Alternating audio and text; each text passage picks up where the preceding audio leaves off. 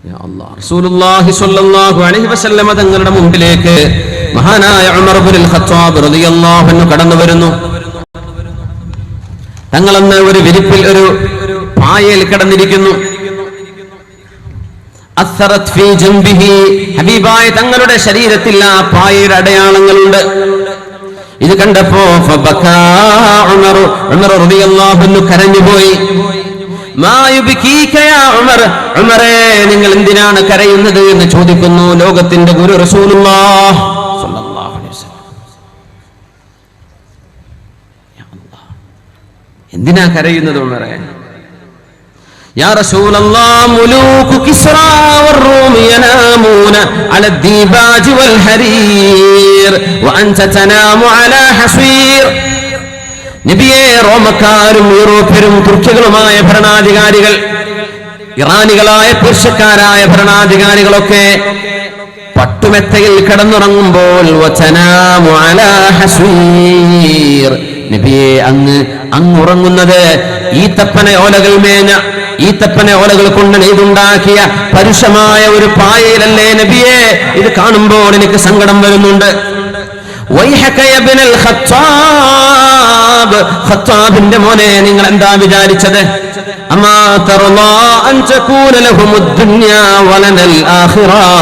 ഉമറേ, അമാ തർളാ അൻ തകൂന ലഹുമുദ് ദുനിയാ വലഹുമുൽ ആഖിറ. ഈ ലോകത്തിന്റെ ആർഭാടങ്ങളും സുഖങ്ങളും അല്ലാഹു ഈ രാജാക്കന്മാർക്ക് കൊടുക്കുകയും നമുക്ക് അല്ലാഹു പരലോകം നൽകുകയുമാണെങ്കിൽ ഉമറേ എന്ത് കുഴപ്പമുണ്ട് എന്ന് മഹാനായ ഹബീബ് സല്ലല്ലാഹു അലൈഹി വസല്ലം. നമുക്ക് അവിടെ വേണ്ടേ? നമുക്ക് അവിടെ വേണ്ടേ? നമുക്ക് അവിടെ ഉണ്ടല്ലോ, അവിടെ ഉണ്ടല്ലോ നമുക്ക്. മഹാനായ ഇസ്സ് ഇബ്നു അബ്ദുസ്സലാം റളിയല്ലാഹു അൻഹു അന്ന് ഖൈറയിലൂടെ നടക്കുമ്പോഴാണ്, മനോഹരമായ ഒരു വെളുത്ത കുതിരപ്പുറത്ത് ഇങ്ങനെ നടക്കുമ്പോഴാണ്, മനോഹരമായ ഒരു കുതിരപ്പുറത്ത് അന്ന് ഒരു കൊല്ലന്റെ പണിയെടുക്കുന്ന ബ്ലാക്ക് സ്മിത്ത്, കൊല്ലന്റെ ഇരുമ്പൊക്കെ അടിച്ചു നന്നാക്കുന്ന ചൂളയിൽ കഴിയുന്ന ഒരു ജൂതൻ, അവിടെ ഒരു പ്രായമുള്ള വൃദ്ധനായ ആൾ, അദ്ദേഹം ഒരു കമീശ ധരിച്ചു, പക്ഷേ മുഴുവൻ കരിയാണ്, കൈകളിൽ കരിയുണ്ട്, ദേഹത്ത് കരിയുണ്ട്. അയാൾ ഇങ്ങനെ വന്നിട്ട് ഇസ്സ് ഇബ്നു അബ്ദുസ്സലാം റളിയല്ലാഹു അൻഹുവിന്റെ ആ കുതിരയുടെ മൂക്ക് കയറി പിടിച്ചിട്ട് ഇങ്ങനെ ചോദിക്കുകയാണ്, നിങ്ങളുടെ നബിയുടെ ഒരു ഹദീസ് ഓർമ്മയുണ്ടോ? എന്താണ്? അദ്ദുന്യാ സിജ്നുൽ മുഅ്മിൻ വജന്നത്തുൽ കാഫിർ. കാഫിറായ മനുഷ്യനെ സംബന്ധിച്ചിടത്തോളം, അവിശ്വാസിക്ക് ഇത് സ്വർഗ്ഗതുല്യമാണെന്നും സത്യവിശ്വാസിയെ സംബന്ധിച്ചിടത്തോളം ഇത് നരകതുല്യമാണ് ഈ ലോകമെന്നും പറഞ്ഞത് ഓർമ്മയുണ്ടോ? വഅയ്യു ജന്നത്തിൻ അന ഫീ വഅയ്യു സിജ്നിൻ അൻത ഫീ. ഒന്ന് നോക്കണം, ഈ കരി പിടിച്ച് കിടക്കുന്ന, അധ്വാനിച്ച് തളർന്നു കിടക്കുന്ന ഞാൻ എന്ന അവിശ്വാസിക്കത് സ്വർഗമാവണ്ടേ? എന്ത് സ്വർഗ എന്റെ കയ്യിലുള്ളത്? നിങ്ങൾക്ക് എന്ത് നരകമാണിത്? മനോഹരമായ കുതിരപ്പുറത്തല്ലേ നിങ്ങൾ ഇരിക്കുന്നത്? ഇത് പറഞ്ഞപ്പോൾ ഇസ്സ് ഇബ്നു അബ്ദുസ്സലാം റളിയല്ലാഹു അൻഹുവിന്റെ മറുപടി വരുന്നു, സഹോദര, അല്ലാഹു നാളെ സ്വർഗലോകത്ത് ഞങ്ങൾക്ക് ഒരുക്കി വെച്ച അനുഗ്രഹങ്ങൾ ആലോചിച്ചു നോക്കുമ്പോൾ, സ്വർഗലോകത്തിന്റെ അനുഗ്രഹങ്ങൾ ആലോചിച്ചു നോക്കുമ്പോൾ ഇത് ഞങ്ങൾക്ക് ജയില് പോലെയാണ്, കാരാഗ്രഹം പോലെയാണ്. നിനക്കല്ലാഹു നിങ്ങളുടെ അവിശ്വാസത്തിന് അല്ലാഹു നൽകുന്ന ശിക്ഷയായ നരകം ഓർക്കുമ്പോൾ തീർച്ചയായും ഈ ലോകം നിനക്ക് സ്വർഗം തന്നെയാണെന്ന് മഹാനായ ഇസ്സ് ഇബ്നു അബ്ദുസ്സലാം റളിയല്ലാഹു തആല അൻഹു. അല്ലാഹുവേ, ഈമാനിന്റെ ബലത്തിലെങ്കിലും നാളെ രക്ഷപ്പെടാനുള്ള ഭാഗ്യം നൽകണേ തമ്പുരാനേ. വൈഹക ഇബ്നുൽ ഖത്താബ്, ഖത്താബിന്റെ മോനെ, നാളെ അല്ലാഹു പട്ടുടയാളുകളും സ്വർഗീയ മെച്ചകളും നൽകുന്ന അലൽ അറായികി മുത്തകിഊൻ, ചാരിക്കട്ടിലിൽ കിടക്കുന്ന ഇടമാണത്, വിശ്രമിക്കുന്ന ലോകമാണത്. എന്നാൽ ഉറക്കമില്ല. അവർ ചോദിച്ചു, നബിയെ, സ്വർഗത്തിൽ ഉറങ്ങുമോ? സ്വർഗത്തിൽ ഉറക്കമില്ല. സ്വർഗത്തിൽ ഉറക്കമില്ല. എന്തുകൊണ്ട് നബിയെ? കാരണം അല്ലാഹു പറഞ്ഞില്ലയോ, ലാ യമൂതൂൻ, അവർക്ക് മരണമില്ല സ്വർഗത്തിൽ. വന്നൗമു അഖുൽ മൗത്ത്, ഉറക്കമെന്നത് മരണത്തിന്റെ ഒരു സഹോദരൻ തന്നെയാണല്ലോ. അതുകൊണ്ട് ഉറക്കം സ്വർഗത്തിലില്ല, അവിടെ ഉണർവ് മാത്രമേ ഉള്ളൂ. യദ്ഖുലൂനൽ ജന്ന, യദ്ഖുലൂനൽ ജന്ന, സ്വർഗ്ഗത്തിലേക്ക് അവർ കടക്കുമ്പോൾ അവര് ശബാബൻ, ചെറുപ്പക്കാരാണ്, മുർദൻ, യൗവനത്തിന്റെ ആ പ്രാരംഭ ദശയിലാണ്, മുകഹ്ഹലീന, കണ്ണുകളിൽ സുർമ എഴുതിയ പോലെയാണ് സത്യവിശ്വാസികൾ സ്വർഗത്തിലേക്ക് കടക്കുന്നതത്രേ. മുത്തുനബിയുടെ മുമ്പിൽ വന്നല്ലേ ഒരു പ്രായമുള്ള ഉമ്മ ചോദിച്ചത്, നല്ല പ്രായമുള്ള ഒരു ഉമ്മ ഹബീബായ നബിയോട് ചോദിക്കുന്നു, നബിയേ, അല്ലാഹുവിനോട് എന്നെ സ്വർഗത്തിൽ കടത്താനെന്ന് ദുആ ചെയ്യണമേ. നമ്മളൊക്കെ വേദനക്ക് ദ്വാരക്ക് എത്തു കൊടുക്കൂലേ, സ്വർഗപ്രവേശം തരണം, നാളെ ആഖിറ നന്നാവണം. ഹബീബായ തങ്ങളോട് വന്ന് പറഞ്ഞു കൊടുക്ക, നബിയെ ഒന്ന് ദ്വാരക്ക്, നബിയെ സ്വർഗത്ത് പോകണമെന്ന് ആഗ്രഹമുണ്ട്, ഒന്ന് ദ്വാരക്കണം നബിയെ. നല്ല പ്രായമുള്ളൊരു ഉമ്മയാണ്. ഹബീബായ തങ്ങളുടെ മിസാഹിൽ, തങ്ങളുടെ തമാശകൾ പറഞ്ഞ വിവരണങ്ങളിൽ അല്ലാമ തുർമുദി തങ്ങളടക്കമുള്ള സുനന്റെ ഇമാമിങ്ങളും അല്ലാത്തവരും ഉദ്ധരിച്ചിട്ടുള്ള ഹദീസാണല്ലോ. അള്ളാഹുവിന്റെ ഹബീബ് പറഞ്ഞു, ഉമ്മ പ്രായമുള്ളവരൊന്നും സ്വർഗത്തിലില്ലല്ലോ. ഉമ്മ കരഞ്ഞങ്ങ് പോയി. തങ്ങൾ വിളിച്ചവരെ, ഉമ്മ ഞാൻ പറഞ്ഞത് പ്രായമുള്ള അവസ്ഥയിലല്ല നിങ്ങൾ സ്വർഗത്തിലേക്ക് കടക്കുന്നത്. നിങ്ങൾ സ്വർഗത്തിലേക്ക് വരുമ്പോൾ നല്ല യുവതിയായി 33 വയസ്സിന്റെ യൗവനത്തിലായി, 33 വയസ്സുള്ള യുവതിയായി, നല്ല ആരോഗ്യമുള്ള ചെറുപ്പക്കാരിയായി, അതിസുന്ദരിയായിട്ടാണ് ഉമ്മ നിങ്ങൾ സ്വർഗത്തിലേക്ക് വരുന്നത്. 5 മിൻഹും, അവിടെ പ്രായം ഉണ്ടാവില്ല, പ്രായം വർദ്ധിക്കുകയുമില്ല, പ്രായം കൂടൂല. ദുനിയാവിൽ പ്രായം കൂടാത്ത ഒരു കൂട്ടരേ ഉള്ളൂ, നമ്മളെ പെണ്ണുങ്ങള്. അവർക്ക് പ്രായം കൂടുന്നേ ഇല്ല. കഴിഞ്ഞ കൊല്ലം 25 വയസ്സ്, ഞാൻ ഈ കൊല്ലം 5 കൊല്ലം കഴിഞ്ഞാൽ എത്രയുടെ എനിക്ക് വയസ്സ്? കുട്ടിക്ക് 22 ആയിട്ടുണ്ടാവും, എനിക്കിപ്പോഴും 28 തന്നെ.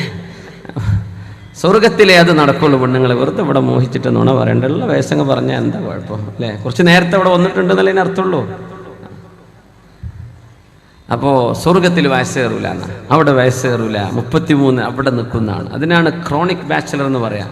നമ്മുടെ സിനിമക്കാരൊക്കെ പേര് ഉപയോഗിച്ചിട്ടുണ്ടെന്ന് തോന്നുന്നുണ്ട്. ഈ ക്രോണിക് ബാച്ചലർ എന്ന് പറഞ്ഞാൽ കാലാകാലം ബാച്ചലറായി നിൽക്കുകയാണ്. അത് സ്വർഗത്തിലേ നടക്കുള്ളൂ. വെറുതെ മോഹിക്കണ്ട. മോഹിച്ചോളൂ, ആഖിറത്തിന് അമല് ചെയ്യാം, എന്നാ കിട്ടും. അവിടെ 33 വയസ്സാണ്. പ്രായപൂർത്തിയായതിന്റെ ശേഷം മരിച്ചുപോയ മുഴുവൻ ആളുകളും അങ്ങനെയാണ്. എല്ലാ ദിവസവും അവർക്ക് സൗന്ദര്യം വർദ്ധിച്ചുകൊണ്ടിരിക്കും അത്രേ. ലഹും സൂഖുൽ ജുമുഅ, അവിടെ ഒരു സൂഖുൽ ജുമുഅയുണ്ട്. ഗൾഫുകാർക്കൊക്കെ അറിയാം ചിലപ്പോൾ സൂഖുൽ ജുമുഅ. ഒരുപാട് ഗൾഫ് രാജ്യങ്ങളിലുണ്ട് സൂഖുൽ ജുമുഅ, ഫ്രൈഡേ മാർക്കറ്റ്. അത് സ്വർഗത്തിലുണ്ട് എന്ന് നബി തങ്ങൾ പറഞ്ഞു സല്ലല്ലാഹു അലൈഹി വസല്ലം. ആ കൺസെപ്റ്റ് ആയിരിക്കണം നമ്മൾ ഇങ്ങോട്ട് എടുത്തു കൊണ്ടുവന്നത്. അവിടെ ഒരു ഫ്രൈഡേ മാർക്കറ്റ് ഉണ്ട്. നബി തങ്ങൾ പറയാണ്, പുതിയ പിള്ളമാരൊക്കെ സാധനങ്ങൾ മേടിക്കാൻ വേണ്ടി അവിടെ ചെല്ലും. എല്ലാം അവിടെയുണ്ട്. എല്ലാം ഫീഹാ മാ തശ്തഹീഹിൽ അൻഫുസു വതനദ്ദുൽ അയുൻ, കണ്ണുകൾക്ക് രോമാഞ്ചമുണ്ടാവുന്നതും ശരീരം എന്തൊക്കെ ആഗ്രഹിക്കുന്നുണ്ടോ എല്ലാം അവിടെയുണ്ട്. എല്ലാം അവിടെ ഉണ്ട്. അങ്ങാടിയിൽ പോയി തിരിച്ചു വരുമ്പോൾ പെണ്ണുങ്ങൾ ചോദിക്കുന്നു,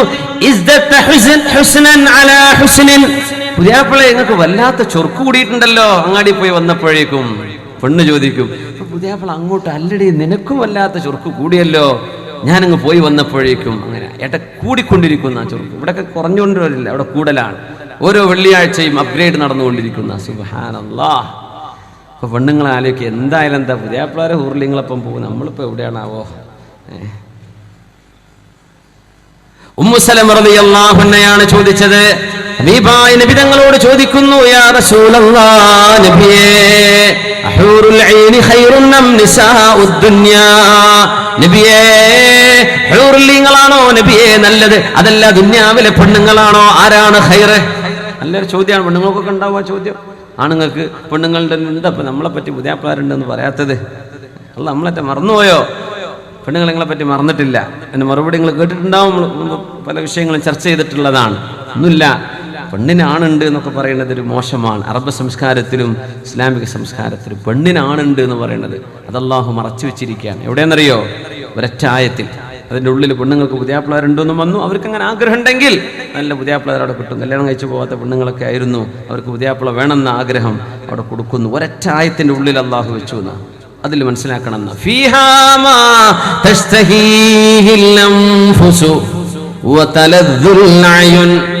കണ്ണുകൾക്ക് രോമാഞ്ചമുള്ളതും ശരീരം കൊതിക്കുന്നതുമെല്ലാം അവിടെയുണ്ട്. തസ്തഹീഹിൽ അൻഫുസ്, അതാണിന്റെ ശരീരമാവട്ടെ പെണ്ണിന്റെ ശരീരമാവട്ടെ, അവർക്ക് എന്തൊക്കെ ആഗ്രഹമുണ്ടോ അതവിടെയുണ്ട്. സലമ ബീവി ചോദിക്കുന്നു, യാ റസൂലല്ലാഹ് നബിയേ, ഹൂറുല്ലീങ്ങളെ പറ്റി അങ്ങ് ഒരുപാട് പറഞ്ഞല്ലോ.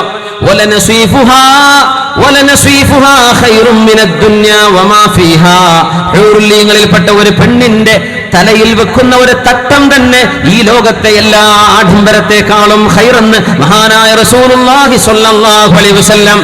ഹൂറുല്ലീങ്ങളിൽപ്പെട്ട ഒരു പെണ്ണിന്റെ ഒരു തട്ടം കിട്ടിയാൽ ഈ പ്രപഞ്ചം മുഴുവൻ കിട്ടിയതിനേക്കാളും ഖൈറാണത്രേ ഹബീബായ റസൂലുള്ളാഹ്. വായ നല്ല ശുദ്ധമായവരാണ്, ദുർഗന്ധമമിക്കുന്നവരല്ല, സുഗന്ധമുള്ളവരാണ്.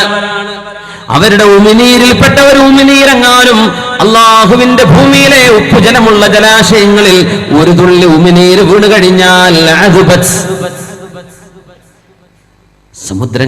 സമുദ്രങ്ങൾ മുഴുവനും മധുരമുള്ള ശുദ്ധജലമാകുമെന്ന് അഷ്റഫുൽ ഖൽഖ് റസൂലുള്ളാഹ്. അവരെങ്ങാനും സ്വർഗലോകത്ത് നിന്ന് ഭൂമിയിലേക്ക് ഒന്ന് എത്തി നോക്കുകയായിരുന്നുവെങ്കിൽ ഈ പ്രപഞ്ചമൊന്നാകെ പ്രകാശപൂരിതമാകുമെന്ന് ഹബീബായ റസൂലുള്ളാഹ്.